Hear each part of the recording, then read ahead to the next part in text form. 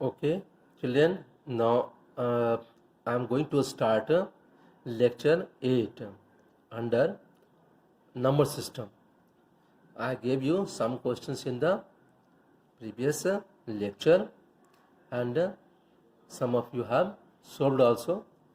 So I'm going to check the answers also. Some I have checked also. So you continue with this lecture, this video, and after this you will also get home assignment. See, I'm in this section I'm going to start with NCERT solution. See, we have already solved the questions up to exercise 1.4. Now I'm going to solve exercise 1.5. See, again I have taken some selected questions. I have not taken all the questions of this exercise or the next exercise also. See, first one, in question number 1 there are many questions. I have taken here 2 questions. The first one, you have to show whether the given rational numbers are rational or irrational. This is 3 plus root 23 in bracket minus root over 23. This is bracket we are going to open. 3 plus root 23 minus root 23. It is given in minus and plus, so these two are cancelled. It comes to 3, which is rational number. It means what the question is given as it is a rational number. Next, I have taken the fifth part of this question. This is given 2 pi, whether 2 pi is rational or irrational. So the value of pi is non-terminating and non-repeating. If you are going to find the value of pi, you will find it is non-terminating and non-repeating. And previously I have taught you the number which is non-terminating and non-repeating is said to be irrational number. So if an irrational is multiplied by any number, it is making again an irrational number in most of the cases. So pi is irrational number and 2 is rational number. So 2 pi is a irrational number. In question number 2, see, in question number 2, first part, you have to simplify, you have to solve. So 3 plus root 3 is to be multiplied by 2 plus root 2. We write 3 first and then write second term. Then we write second term of this part and then hold this. 3 2 is 6 and 3 root 2 multiplied 3 root 2. Root 3 multiplied 2 becomes 2 root 3 and root 3 multiplied root 2 comes to root 6. Now here no terms are like terms, so this is the answer and this is an irrational number. Question number third part of question number 2, we are given root 5 plus root 2 whole square. This is what we are going to solve on the identity root a plus b whole square. So this is root 5 whole square plus root 2 whole square plus 2ab means 2 root 5 into root 2. Root 5 square 5, root 2 square 2 plus 2 root 5 into root 2 becomes 2 root 10. 5 plus 2 comes to 7 plus 2 root 10. This is the answer and this is an irrational number. Now question number 3, we have to resolve whether pi is rational or irrational number. So whatever I have written here, we resolve this contradiction by taking circles of any radii and of any radii and of any center also, and if the circumference and diameter of any circle are taken and divide circumference by diameter, then we get a number which is non-terminating and non-repeating decimal. So if we are getting a number in the form of non-terminating and non-repeating, then it is said to be irrational number. That is why pi is said to be an irrational number. Now here in question number 4, we have to represent root over 9.3 on the number line. How do we represent? What we do, let us draw a line L. This is what is drawn here, L, on which points A and B are taken such that AB represents 9.3 units. It does not mean that exactly you are going to measure 9.3 on the scale. Whatever the distance you have taken, कोई भी distance आपने लिया AB, उसको मान लेना है कि 9.3 units है, क्योंकि ये कहीं नहीं दिया हुआ है ये सेंटीमीटर है, मीटर है या क्या है. सो AB जो भी लेंगे हम लोग वो 9.3 यूनिट्स को रिप्रेजेंट कर रहा है. Now take another point C on the number line such that BC is equal to 1 unit. फिर से 1 कोई एग्जैक्ट कोई मेजरमेंट नहीं है, जो भी डिस्टेंस ले लिए उसको मान लेते हैं 1 यूनिट है. सो AC comes to 9.3 AB plus BC. So 9.3 plus 1 is equal to 10.3 units. Now we draw perpendicular bisector of AC. AC को डायमीटर मान लेते हैं और परपेंडिकुलर बाइसेक्टर लेते हैं. ये ड्रॉ करने का तरीका है कि मान लिया किसी कंपास को लेते हैं, मोर देन हाफ लेंगे, ऊपर काटेंगे नीचे काटेंगे. फिर कंपास का साइज छोटा बड़ा करना नहीं है, कंपास लेकर के इसका निडल यहाँ रखेंगे, फिर इसी आर्क को काटेंगे. दोनों जहाँ कट जाए इसका मतलब जो जिस लाइन को ड्रॉ करेंगे वो परपेंडिकुलर भी है और ये पूरे AC को 2 इक्वल पार्ट्स में डिवाइड करता है, मतलब OA is equal to OC. तो ये परपेंडिकुलर जिस जगह से पास करे लाइन को उसको मान लेना है O है. So O is the midpoint of AC. O is the midpoint of AC. इसका मतलब OA is equal to OC. अब क्या करते हैं कि B पर एक परपेंडिकुलर ड्रॉ करते हैं और ये परपेंडिकुलर इस सेमी आर्क से सेमी आर्क को ड्रॉ किया गया. कैसे? O को सेंटर मानते हैं, OA को रेडियस मान के एक कंपास से ऐसा ड्रॉ करते हैं तो सेमी आर्क बन जाएगा, सेमी सर्कल बन जाएगा. और B पे जो परपेंडिकुलर हमने ड्रॉ किया ये परपेंडिकुलर इस सेमी आर्क से जहाँ मिलता है उसको D मान लेते हैं और इस D से O को ज्वाइन करते हैं. तो इसका मतलब OD is equal to OC is equal to OA, क्योंकि ये सारे रेडियाई हैं सेमी सर्कल के और किसी भी सर्कल के चाहे वो सेमी सर्कल हो या कंप्लीट सर्कल हो उसके रेडियाई आपस में इक्वल होते हैं. इसलिए OA, OC और OD सारे के लेंस आपस में इक्वल होंगे और ये बराबर होगा AC/2. It comes to AC/2 and AC is equal to 10.3. Therefore OA is equal to OC is equal to OD is equal to AC/2 is equal to 10.3/2 units. Therefore OB is equal to OC minus BC. OC minus BC, OC is 10.3/2 and BC is 1. 2 1 जा 2, तो 10.3 minus 2/2. 10.3 से अगर 2 को minus करें तो 8.3/2 units आ गया. अब BD square चलते हैं ट्रायंगल OBD में. इन ट्रायंगल OBD में BD square is equal to OD square minus OB square. BD square is equal to OD square minus OB square. OD का मतलब हो गया 10.3/2 का होल स्क्वायर और OB का मतलब 8.3/2 का whole square. Again we have A square minus B square. This is A plus B into A minus B. दोनों को ऐड करने पे 10.3 और 8.3 को ऐड करने से इट कम्स टू 18.6/2 एंड दोनों को माइनस करने से 2/2 तो इट कम्स टू 9.3 यूनिट्स. इसलिए BD स्क्वायर जब हटाएंगे तो रूट चलाएगा, तो root over 9.3 units. Not taking B as centre, B को सेंटर मान लेते हैं और BD को रेडियस मानते हैं. कंपास का नीडल होगा यहाँ पे और पेंसिल होगा D पे. B पे होगा कंपास और BD हमारा रेडियस, यानी D पे पेंसिल और पेंसिल को ऐसे घुमा देना है. जैसे पेंसिल को घुमाएंगे तो इस लाइन से कहीं ना कहीं ज्वाइन करेगा, टच करेगा. जिस पॉइंट पर टच करे उस पॉइंट को हमने नाम दे दिया है E. यानी एक अलग से एक सर्कल तैयार हो रहा है, हमने सर्कल तैयार नहीं किया है, तो इससे BD is equal to B हो जाएगा क्योंकि वो भी रेडियाई बनता जाएगा.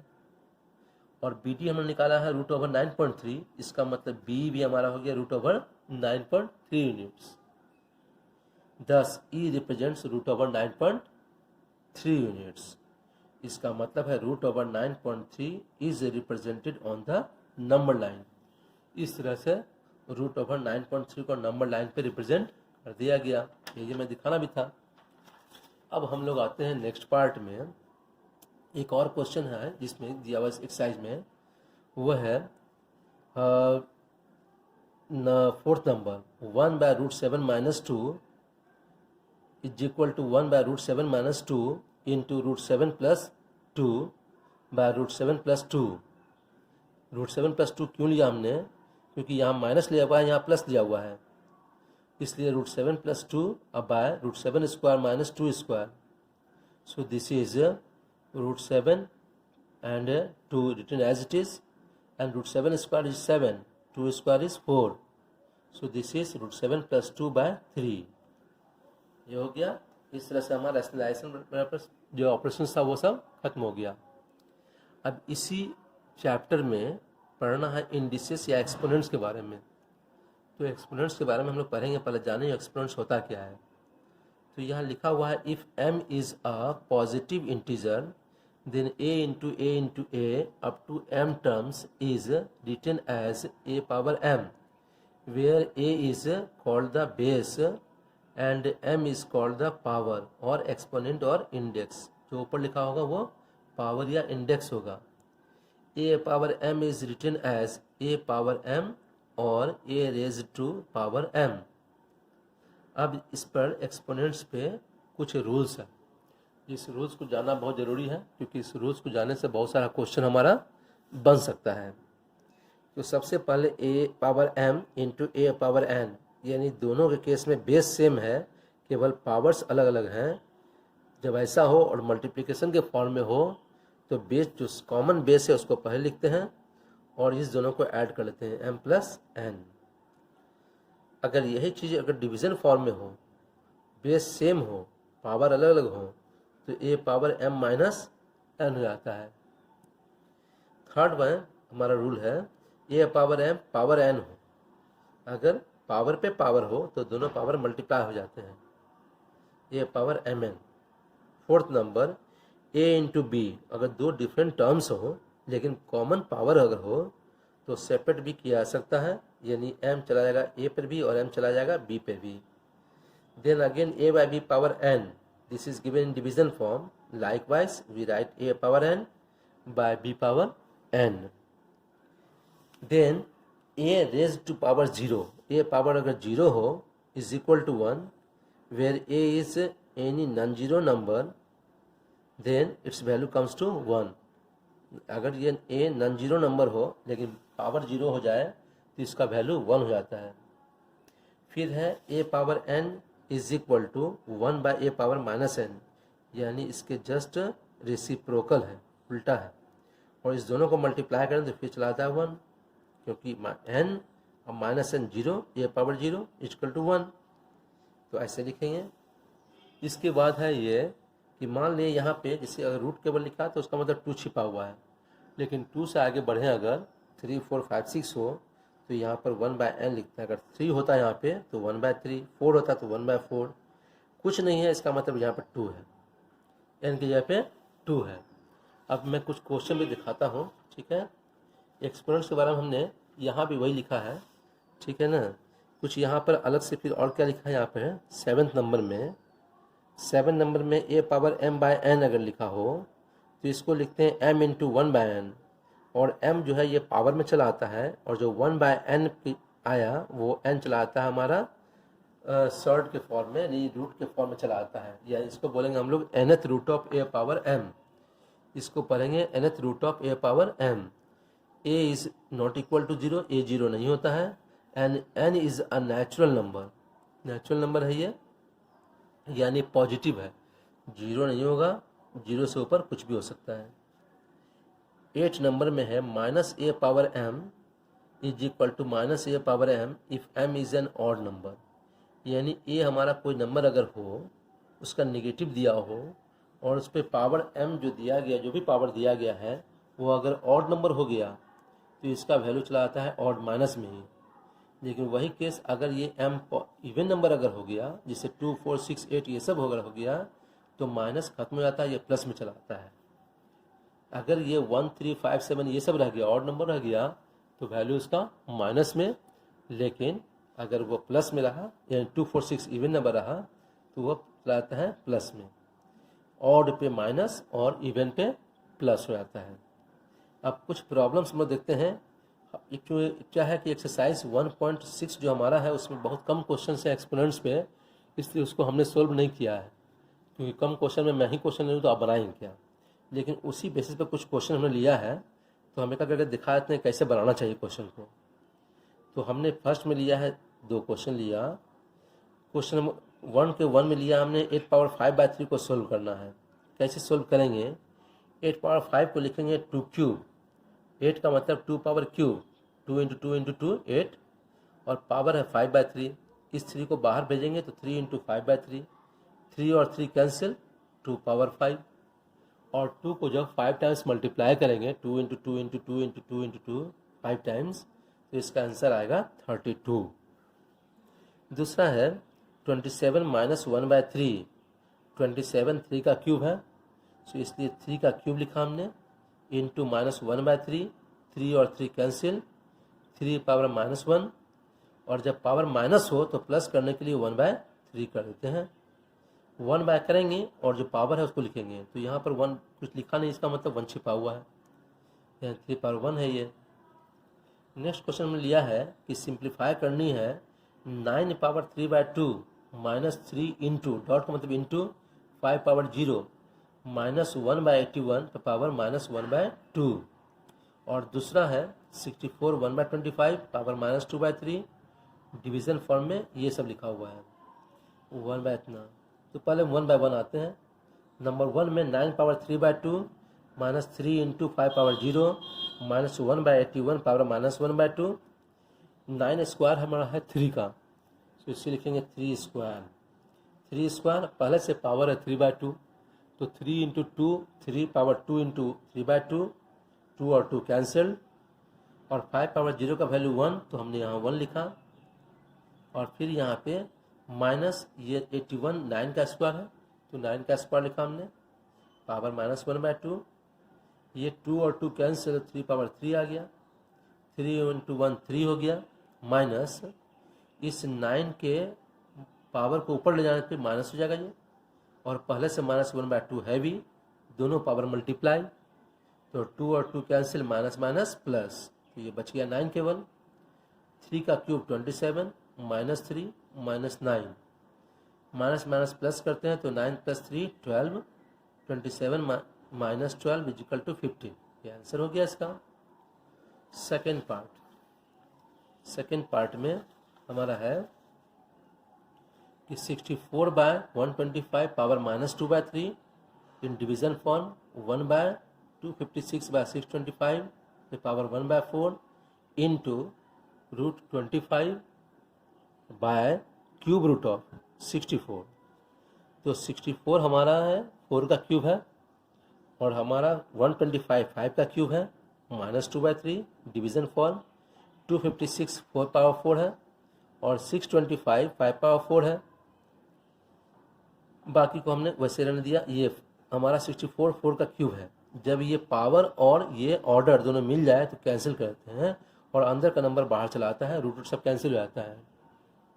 ये हो गया 4, ये जो दोनों में क्यूब दोनों में आ गया, 3 पावर दोनों में आ गया, वो 3 बाहर चला आएगा तो बाहर लिख दिया हमने, और ये 3 और 3 कैंसिल हो गया। डिवीजन फॉर्म में दोनों का पावर 4 बाहर चला आया, पहले से 1/4 है ही, और ये हो गया 5/4। अब ये बचेगा -2, तो माइनस को प्लस करने के लिए इस 5 को ऊपर भेजेंगे और 4 को नीचे भेज देंगे। डिवीजन फॉर्म में ये हो गया 4/5 इंटू 5/4, ये ऊपर हो गया 5 स्क्वायर 25, 4 स्क्वायर 16, डिवीजन फॉर्म में 5/4, ये ऊपर चला जाएगा 5/4 इंटू 5/4। ये डिवीजन काम पहले करते हैं, इससे 25/16 इंटू 4/5, और पहले से 5/4 है ही, तो 5 5 कैंसिल, 4 इसमें यहाँ कैंसिल करना चाहे यहाँ कैंसिल करना 4 टाइम्स, ऊपर बच गया 25, नीचे बच गया 16, तो 25/16। अब इसके साथ भी मैं कुछ दे रहा हूँ होम असाइनमेंट, कुछ वर्क दे रहा हूँ, अभी भी कर सकते हैं आप हैं, ठीक है।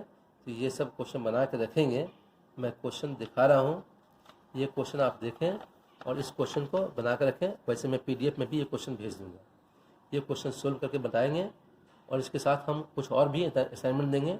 ये हमने दिया है होम असाइनमेंट, लेकिन अगर आपको संभव हो तो अभी बना सकते हैं, कंटिन्यू करेंगे बनाना। और इसके साथ साथ कुछ क्वेश्चन और भी मैं दूंगा, ठीक है, उसमें हो सकता है ऑब्जेक्टिव क्वेश्चंस भी हों।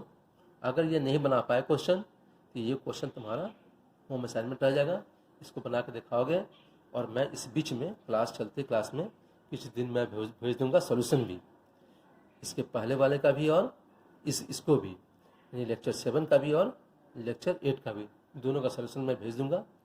Till then you may continue with the solution.